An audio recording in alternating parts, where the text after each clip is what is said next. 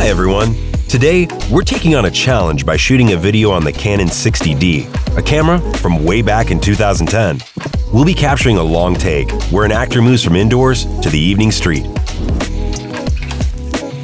And we'll be using the Feiyu Tech SCORP 2 gimbal. Why did I choose this ancient camera?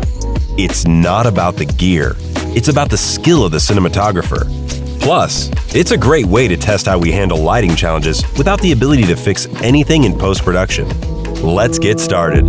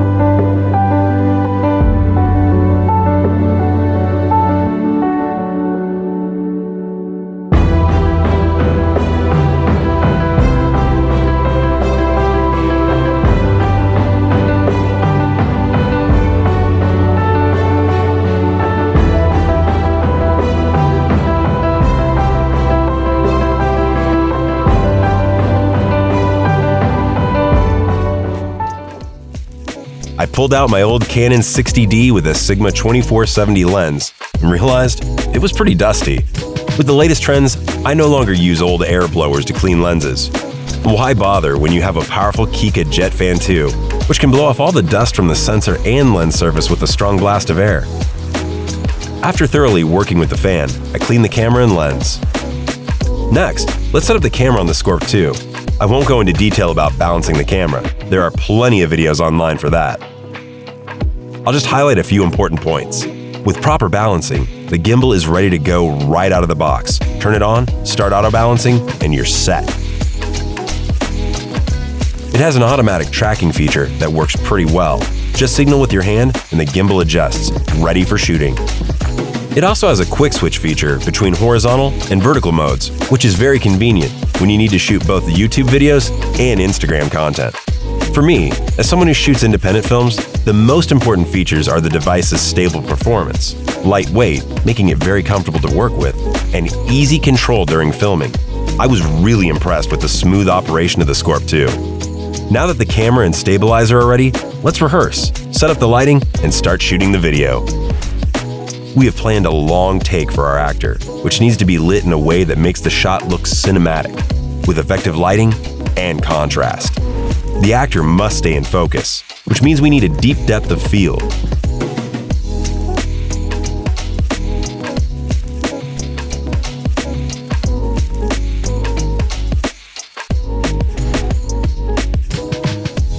The first thing I do is walk through the entire path from point A to point B with the actor, determining where to place the lighting fixtures. I don't need to flood the entire space with light, because that would make the shot too flat. I just need a few beams of light in the right places. Kitchen. When the actor opens the fridge, I want to focus the viewer's attention on the actor's face. So I place the RM120 from SmallRig inside the fridge, set to around 3000K. At this stage, I realize I want to illuminate the background behind the actor. So I'm adding another light source to complement the practical cool light coming from the ceiling.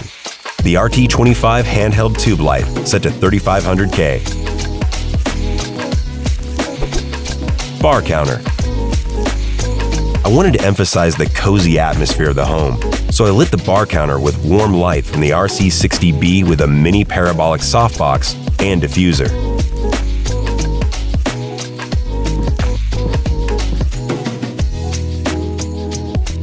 I also lit the hallway with an RT25 handheld tube light set to 3000K.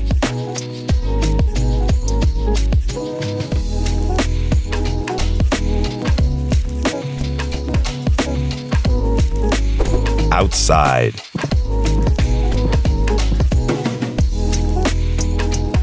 I liked how the outdoor lamp illuminated the actor, so I didn't change anything for the first outdoor spot. Then the actor moves into the garden, where he naturally ends up in complete darkness. I added another RT25 handheld tube light set to around 6000K like moonlight. Unfortunately, I didn't work on the background for this shot, and I must admit the background turned out too dark. Of course, for independent filmmaking, this might be acceptable, but if I were shooting a movie, I would definitely add something there. Now, let's discuss the camera settings. I needed a depth of field to ensure that changes in the distance between the camera and the actor wouldn't be too critical for focus. Therefore, I chose an aperture of f8, which is quite dark for evening shoots. The camera was set to 4500K. ISO was set to 1250. There is some noise, but it's not critical for me. That's about it. In my opinion, the result turned out great. Considering the camera was released 14 years ago, the SCORP 2 was perfect for this job, and I am more than satisfied with the result it showed. Let me know what you think about it. Stay tuned for more content and stay connected.